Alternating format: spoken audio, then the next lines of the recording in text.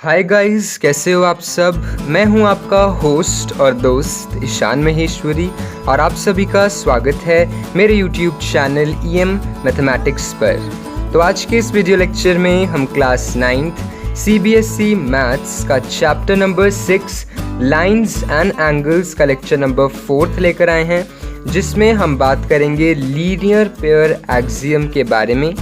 ये जो टॉपिक है ये आपके लाइंस एंड एंगल्स चैप्टर का फर्स्ट इम्पॉर्टेंट टॉपिक है।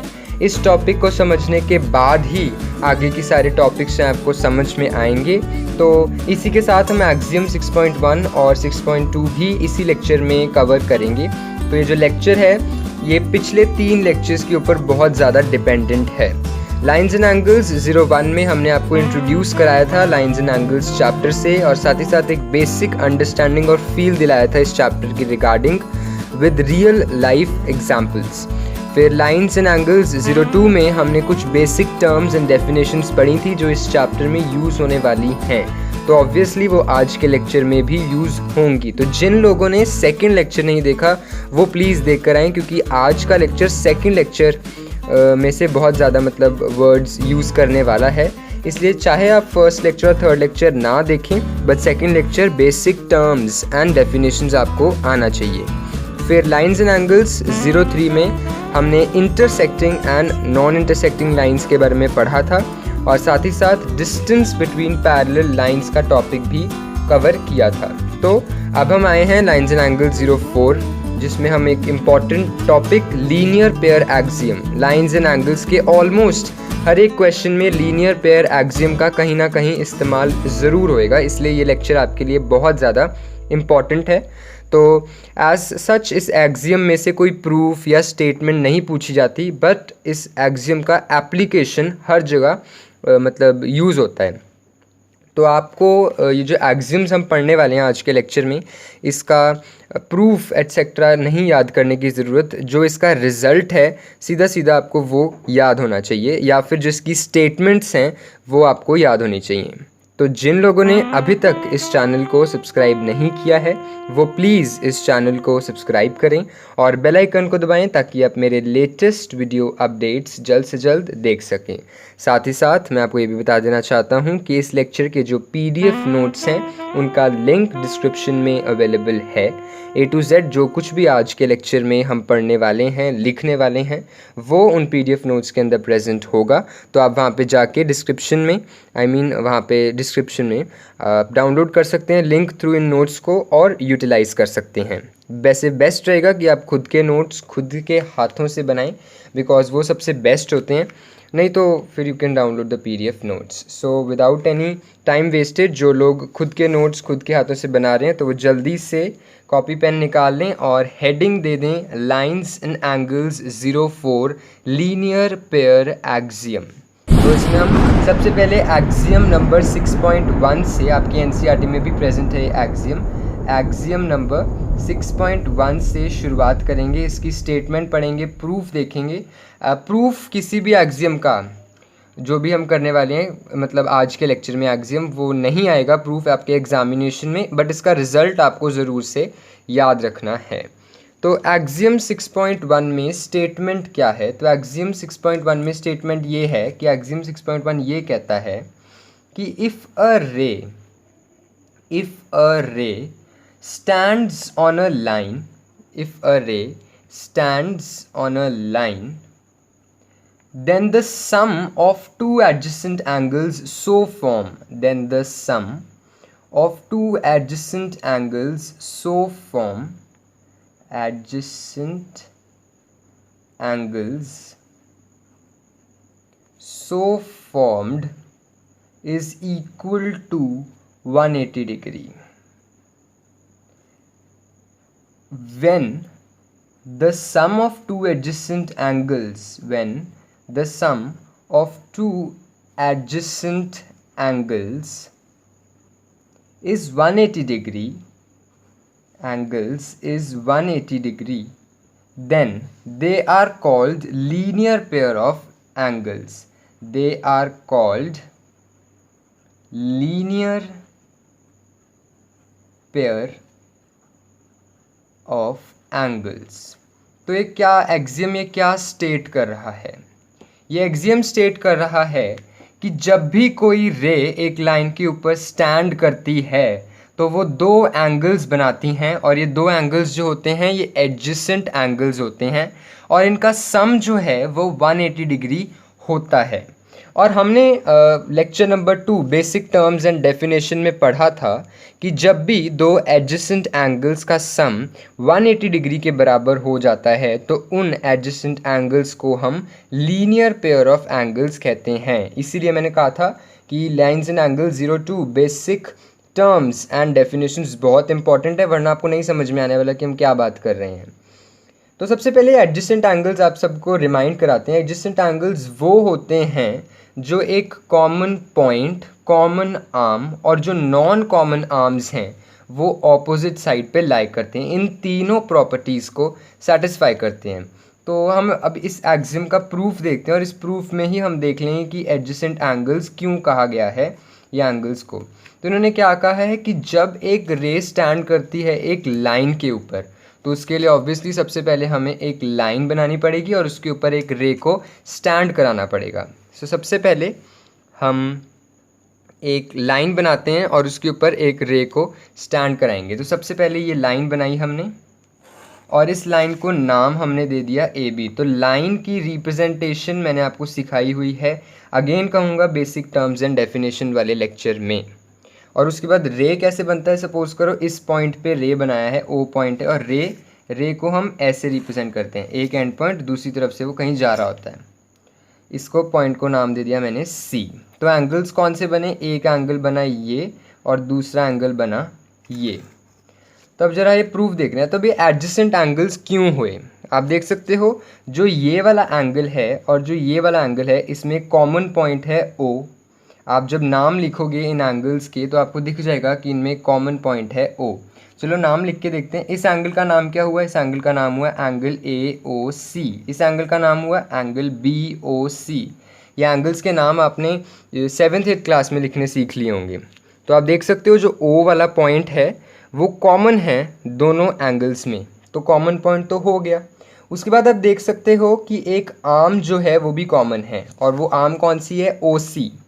ये देखो यहाँ पे भी ओ सी का यूज़ हुआ है और यहाँ पे भी ओ सी का यूज़ हुआ है।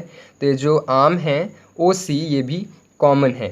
तीसरी चीज़ क्या पढ़ी थी हमने कि जो नॉन कॉमन आर्म्स हैं, मतलब जो आर्म्स कॉमन नहीं है यानी ये और ये, वो एक दूसरे से ऑपोजिट लाई करती हैं। मतलब एक अगर इस डायरेक्शन में पॉइंट कर रही है तो दूसरी किसी और डायरेक्शन में पॉइंट करेगी, उसी सेम डायरेक्शन में पॉइंट नहीं करेगी। तो आप देख सकते हैं कि ये इस डायरेक्शन में पॉइंट कर रही है और ये इस डायरेक्शन में पॉइंट कर रही है। तो अब इन्होंने कहा है कि ये जो दो एंगल्स बने हैं इनका सम 180 डिग्री होगा। अब ये हमें देखना है कि ऐसा इन्होंने क्यों कहा है, यही हमने प्रूव करना है। तो देखते हैं कि एंगल्स फॉर्म्ड आर, सबसे पहले तो हम एंगल्स लिखते हैं कौन से फॉर्म हुए हैं, तो वो हमने लिख दिए ऑलरेडी। एंगल्स आर फॉर्म्ड, कौन से एंगल्स फॉर्म हुए हैं वो, angle A O C and angle B O C. अब उसके बाद एक और एंगल आपको नोटिस करने को मिलेगा, वो है एंगल ए ओ बी, जिसे हमने लेक्चर नंबर 2 में स्ट्रेट एंगल के नाम से जाना था। Straight angle, angle A O B यानी ये पूरा एंगल, इसे हम स्ट्रेट एंगल कहते हैं, और इसकी वैल्यू कितने के बराबर होती है, 180 डिग्री के बराबर होती है। फिर से कह रहा हूँ, लाइन्स एंड एंगल्स 02 में बेसिक टर्म्स एंड डेफिनेशन में हमने स्ट्रेट एंगल के बारे में भी पढ़ा था।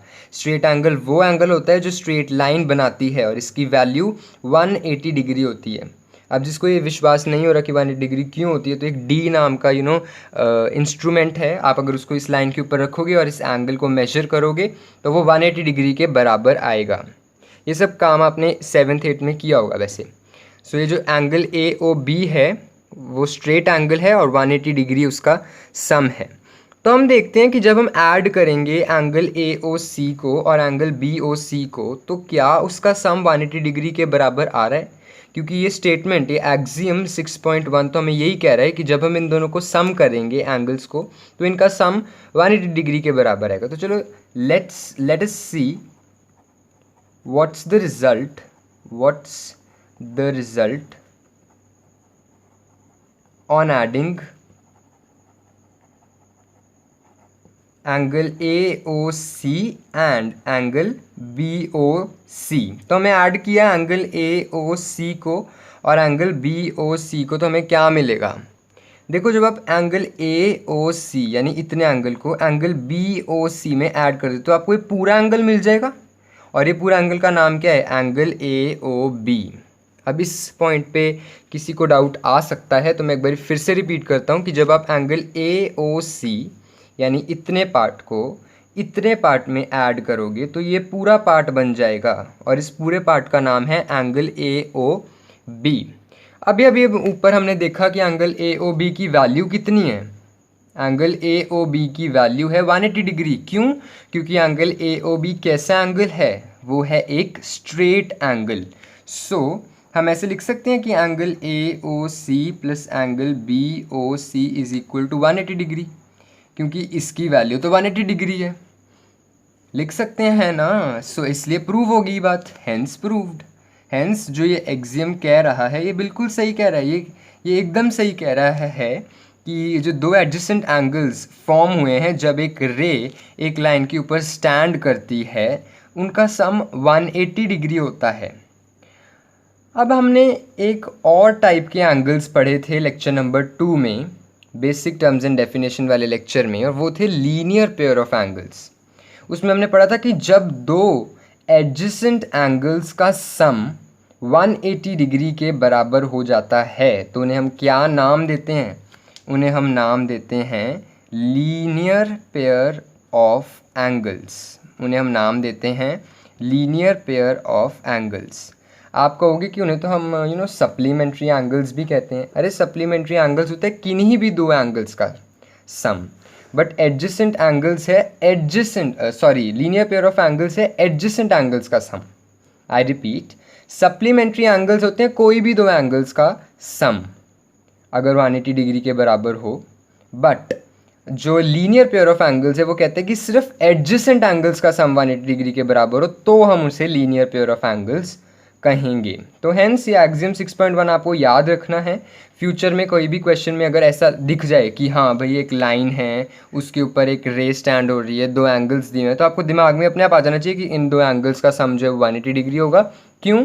क्योंकि ये एंगल्स हैं लीनियर पेयर ऑफ एंगल्स। क्यों? क्योंकि ये एंगल्स हैं लीनियर पेयर ऑफ एंगल्स। तो ये था आपका एक्सियम 6.1। इसी एक्सियम की मदद से, या आप कह सकते हैं इसी एक्सियम का उल्टा पुल्टा करके हम एक्सियम 6.2 लिखने वाले हैं, और उसका एज सच कोई प्रूफ नहीं है बट एक्सप्लेनेशन ज़रूर है। सो आई होप आपको फर्स्ट एक्सियम समझ में आया होगा। कोई डाउट है तो वीडियो को थोड़ा सा बैक करके दोबारा कोशिश करें देखने की, समझ में वो पूरे तरीके से आ ही जाएगा। Now let's go to axiom 6.2 कि एक्सियम 6.2 कह क्या रहा है। एक्सियम 6.2 ये कह रहा है कि if the sum of two adjacent angles is 180 degree, अगर दो एडजेसेंट एंगल्स का सम 180 डिग्री है, then the non common arms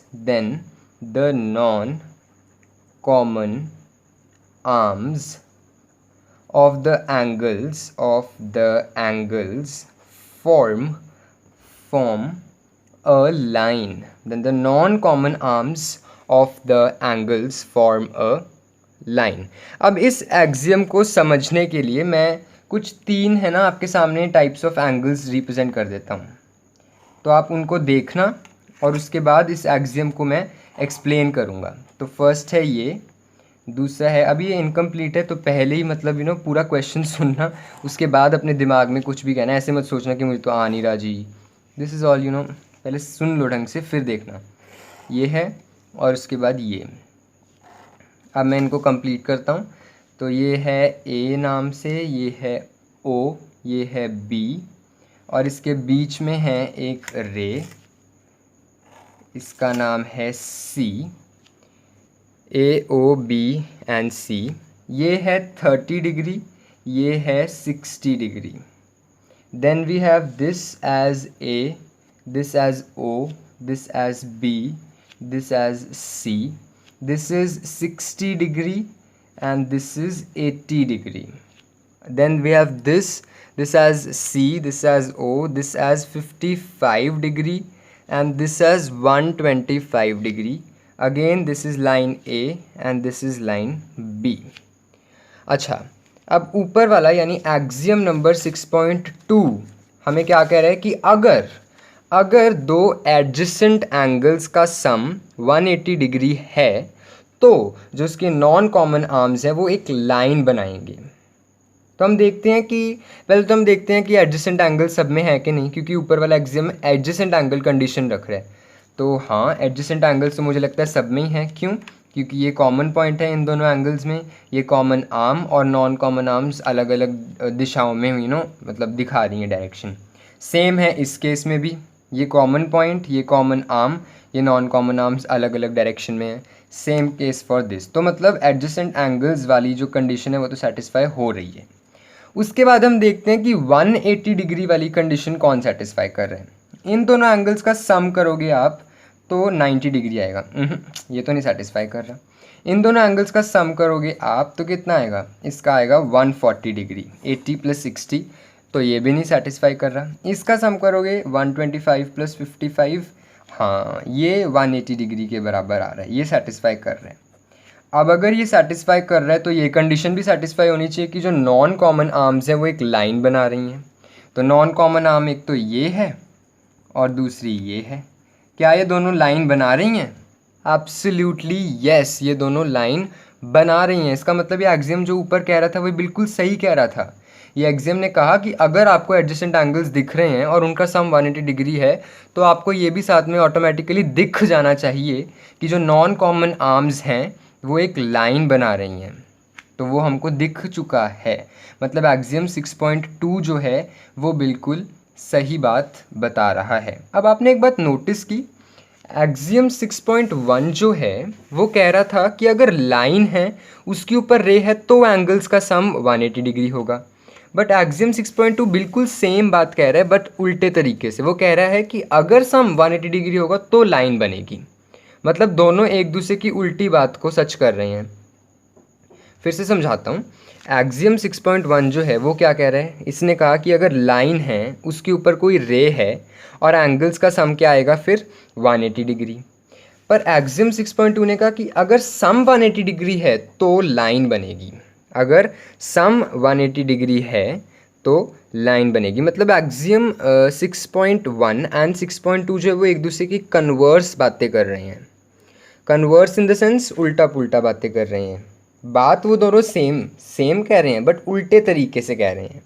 बात वो दोनों सेम कह रहे हैं बट उल्टे तरीके से कह रहे हैं। वो क्या? वो कंडीशन एक्सियम 6.1 क्या कंडीशन दे रहा है?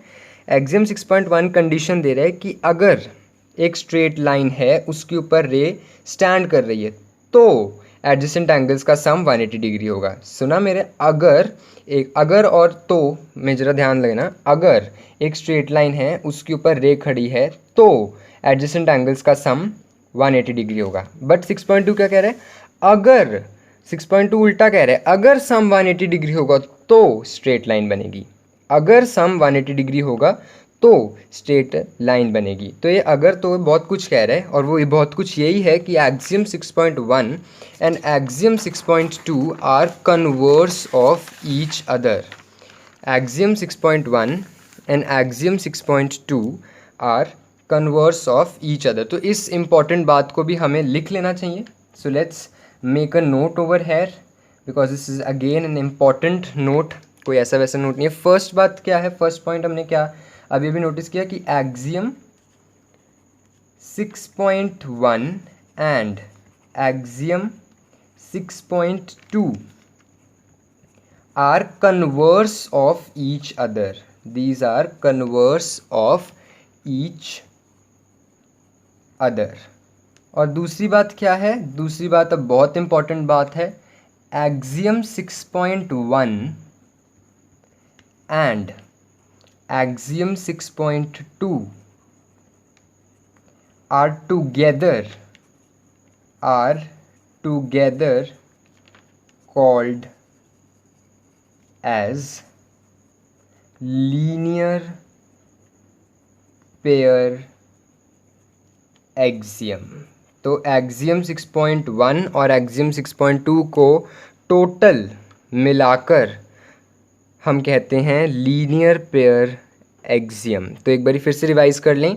आज के लेक्चर में वैसे यहीं तक ही हमने पढ़ना था, एक्सियम 6.1, एक्सियम 6.2 और लीनियर पेयर एक्सियम। तो जिसको एक्सियम 6.1 और 6.2 आ गया उसको लीनियर पेयर एक्सियम बहुत ईजी तरीके से आ जाएगा। तो एक्सियम 6.1 क्या स्टेट कर रहा है? एक्सियम 6.1 ये स्टेटमेंट दे रहा है कि अगर कोई, एक्सियम 6.1 क्या स्टेटमेंट दे रहा है कि अगर कोई रे है स्ट्रेट लाइन के ऊपर खड़ी है तो क्या होगा? तो होगा एडजेसेंट एंगल्स का सम ऑफ एडजेसेंट एंगल्स कितना आएगा? 180 डिग्री। दूसरा एक्सियम, ये एक्सियम 6.1 कह रहा है। 6.2 वाला एक्सियम क्या कह रहा है कि अगर, ये उल्टा कह रहा है, ये अगर सम ऑफ एडजेसेंट एंगल्स 180 डिग्री है तो स्ट्रेट लाइन बनेगी। तो जो नॉन कॉमन आर्म्स हैं वो क्या स्ट्रेट लाइन बनाएगी। तो आप देख सकते हो कि इसका जो अगर तो है ये उल्टा हो गया है दोनों में। इसमें जो अगर था वो इसका तो बन चुका है और इसमें जो तो था वो इसका अगर बन चुका है। ऐसे समझ सकते हो आप। इसका मतलब हम ऐसे जब भी हम कुछ देखें तो ये चीज़ होती है कन्वर्स ऑफ ईच अदर। इस चीज़ को हम कहते हैं कन्वर्स ऑफ ईच अदर। आप वैसे मैथ्स पढ़ते पढ़ते 9th क्लास की एंड तक तो समझ ही जाओगे कि कन्वर्स क्या होता है, क्योंकि ऐसे आपको थ्योरम्स और स्टेटमेंट्स मिलने वाली हैं कि आपको कन्वर्स का मतलब अच्छे से समझ में आ जाएगा। 10th क्लास में तो बहुत सी ऐसी थ्योरम्स जैसे पाइथागोरस थ्योरम, फिर एक थ्योरम होगी कन्वर्स ऑफ पाइथागोरस थ्योरम। तो ऐसे कन्वर्स का मतलब आपको समझ में फाइनली आ ही जाएगा। तो आज के लेक्चर में हमने यही पढ़ना था, बट ये लेक्चर जितना ईजी लग रहा है आपको ये उतना ही ज़्यादा इम्पॉर्टेंट है, क्योंकि इस लेक्चर का इस्तेमाल आगे आने वाले हर एक लेक्चर में होगा। जितनी भी हम आगे थ्योरम्स को प्रूव करेंगे, जितने भी हम क्वेश्चंस को सॉल्व करेंगे, हर क्वेश्चन में ऑलमोस्ट हर क्वेश्चन में 99% केसेस में ये लीनियर पेयर एक्सियम जो है वो इस्तेमाल होगा। तो आपको हमेशा याद रखना है कि जब भी आपको एक स्ट्रेट लाइन दिख जाए और उसके ऊपर एक रे खड़ी हुई दिख जाए तो दो एंगल्स का सम हमेशा क्या आएगा? 180 डिग्री। दूसरी चीज़ आपको याद रखनी है कि अगर सम 180 डिग्री ऑलरेडी है तो जो नॉन कॉमन आर्म्स हैं वो हमेशा कैसी आएंगी? वो हमेशा स्ट्रेट लाइन फॉर्म करेंगी। तो ये दो बातें आपको अपनी लाइफ में, आई मीन 9th स्टैंडर्ड में मैथ्स में हमेशा इस चैप्टर के बाद याद रखनी है और इस चैप्टर में भी याद रखनी है, क्योंकि आगे आने वाले हर चैप्टर में, चाहे वो ट्रायंगल्स हो, चाहे कोई भी टाइप का ज्योमेट्री का चैप्टर हो, उसमें यूज़ होने वाले हैं। So make sure that you know tips पे याद हो आपको एक्सियम 6.1 और 6.2 कि वो कह क्या रहे हैं। इसकी प्रूफ, इसकी एक्सप्लेनेशन कहीं नहीं पूछी जाएगी, सिर्फ इसका मतलब एक्सप्लेनेशन और प्रूफ कहीं नहीं पूछी, सिर्फ इसकी एप्लीकेशन पूछी जाएगी कि आपको ये सब दिया हुआ है जी, फाइंड करो ये एंगल। तो आपको इसकी मदद से फाइंड करना होगा। खैर वो क्वेश्चंस हम फ्यूचर में देखेंगे और कल मतलब नेक्स्ट लेक्चर में हम थ्योरम 6.1 का प्रूफ और स्टेटमेंट देखेंगे। उसमें भी लीनियर पेयर एक्सियम बहुत इंपॉर्टेंट रोल प्ले करने वाला है। तो आई होप आपको ये लेक्चर समझ में आया होगा। पढ़ाई करते रहें और अगर अभी तक आपने इस चैनल को सब्सक्राइब नहीं किया है तो प्लीज़ इस चैनल को सब्सक्राइब करें और बेल आइकन को दबाएं ताकि आप मेरे लेटेस्ट वीडियो अपडेट्स जल्द से जल्द देख सकें। साथ ही साथ अगर आपको ये वीडियो पसंद आई तो इसे लाइक करें, शेयर करें अपने फ्रेंड्स, फेलोमेट्स और क्लासमेट्स के बीच में। और अगर कोई भी डाउट है इस वीडियो के रिगार्डिंग तो उसे कमेंट सेक्शन में ज़रूर मेंशन करें, मैं उसका रिप्लाई आपको ज़रूर देने वाला हूँ। एक बार फिर से याद दिला दूँ तो इस लेक्चर के जो PDF नोट्स हैं उनका लिंक डिस्क्रिप्शन में अवेलेबल है। आप लिंक के थ्रू इन नोट्स को डाउनलोड कर सकते हो और यूटिलाइज कर सकते हो। So that's all we have for us today. Thank you and have a very nice day ahead.